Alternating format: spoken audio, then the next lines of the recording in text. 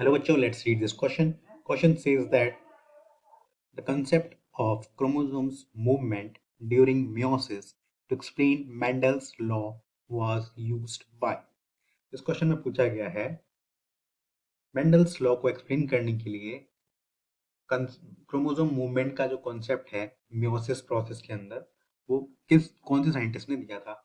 हमें different option दे रखे हैं। Option A Sutton and Boveri, option B Malthus, option C Correns, option D Morgan. इस question के लिए की कॉन्सेप्ट होगा।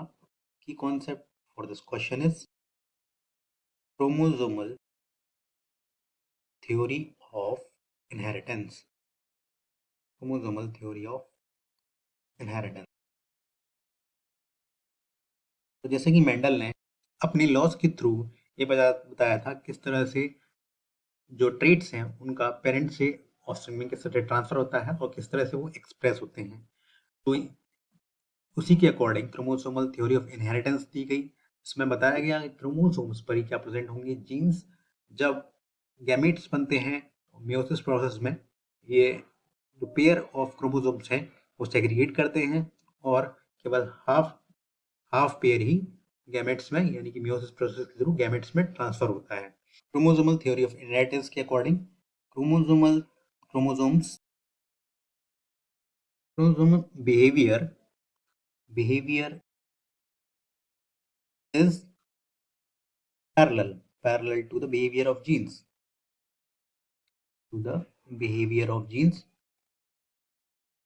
क्योंकि जीन्स ही क्रोमोसोम और जीन्स सिमिलरली बिहेव करते हैं क्योंकि क्रोमोसोम पर ही जीन्स प्रेजेंट होते हैं और हाफ ही जीन्स मियोसिस प्रोसेस में गैमेट्स में जाते हैं।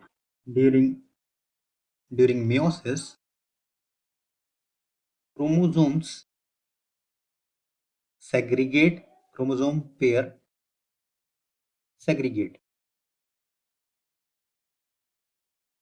and only half genes present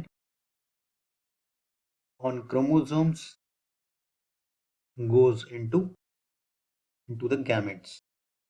इस तरह से क्रोमोसोम्स के सेग्रीगेशन होने की वजह से जीन्स जो है हाफ ही जीन्स गैमेट्स में ट्रांसफर होते हैं।